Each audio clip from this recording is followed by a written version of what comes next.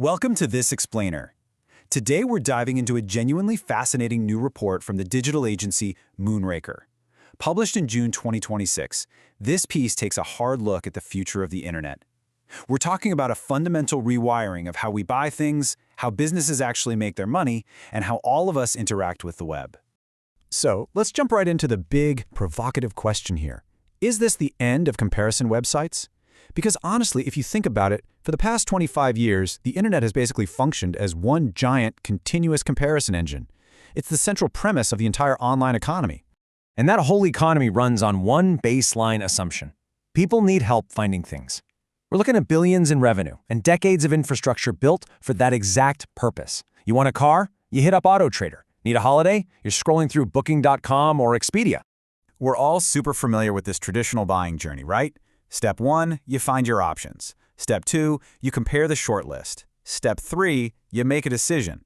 Up until now, you've had to do the heavy lifting. You're the one squinting at 47 different insurance quotes just to snag the cheapest one. But according to this Moonraker report, we're in the middle of a massive paradigm shift. The fundamental query itself is completely changing. We're moving away from generic search straight into highly personalized recommendation. It's no longer about asking what's out there, but rather what's exactly right for me.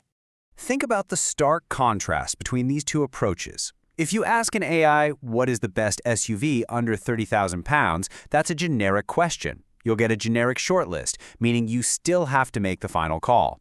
But the next generation of AI completely flips the script. Asking which car should I buy next is a totally different ballgame. Because to answer what is best for me, the AI isn't just searching the web anymore, it's searching you. It already knows your daily commuting distance, your family size, how long you typically keep a car, and what you drove last. Comparison sites literally cannot solve this. They can filter a list, sure, but they don't actually know you. And that brings us to a point from the report that hits the nail on the head.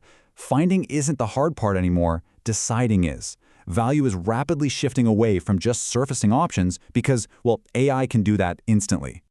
Section 1. The Travel Industry Reckoning. Let's look at a microcosm where this shift is going to hit incredibly hard. Think about the travel industry today. Finding a hotel in Spain essentially means taking on a part-time job as a travel agent. You're wading through maybe 200 options, and they're sorted by incredibly blunt instruments. Usually, it's just star ratings or, worse, whoever paid the site the most money to show up first. Now, fast forward just a bit. When an AI knows your past trips, your exact budget, whether you prefer the beach over city dining, and crucially, whether your kids are 7 or 17, it's not going to spit back 200 options. It'll give you 3, or 1, or honestly, it might just book the absolute best choice and tell you about it later. Just imagine the sheer volume of logistical work the AI is taking off your plate here. Flights timed perfectly to your loyalty programs. A hotel matched directly to your vibe and budget. Transfers sorted, seats selected, even travel insurance priced and confirmed. The whole shebang, all happening without you ever visiting a single comparison site. What we're seeing is that the middle step is totally vulnerable. Historically, an engine gives you options and you decide. But the moment an AI knows you well enough, that entire comparison phase in the middle, it gets skipped entirely. It becomes obsolete. Which leads us to Section 2. Who owns the profile? This is where the new power struggle really begins. And it brings up the most fascinating business question. If the middleman vanishes, who actually wins? For 2 decades, the ultimate real estate on the internet was traffic. Catching eyeballs and handing them to suppliers was the whole game. But if AI eats that comparison step, traffic isn't the most valuable asset anymore. The new kingmaker is the profile. What exactly is a profile in this context? Well, it's a deeply understood, continuously updated, personally contextualized picture of you, your habits, your constraints, your intentions. Whoever holds that profile becomes the ultimate recommendation engine. And the wild part is, this turns former giants, like major travel brands, car dealers, and insurers, into mere suppliers, just feeding products into a system they don't even own. So who's going to win this race? Spoiler alert, it's not the comparison sites. The companies best positioned to own these profiles are the tech heavyweights like OpenAI, Google, Apple, and Amazon. Why?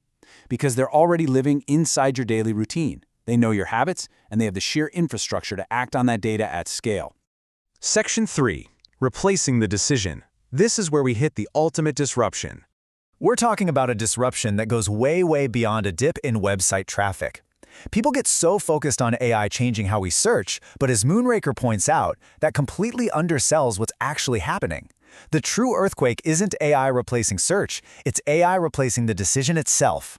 An entire generation of internet businesses made their fortunes sitting right in the gap between what you find and what you choose. The shift is absolutely massive. In the old model, you say, show me family holidays under £4,000. In the new model, you just say, book the best family holiday within my budget, similar to trips I've loved before.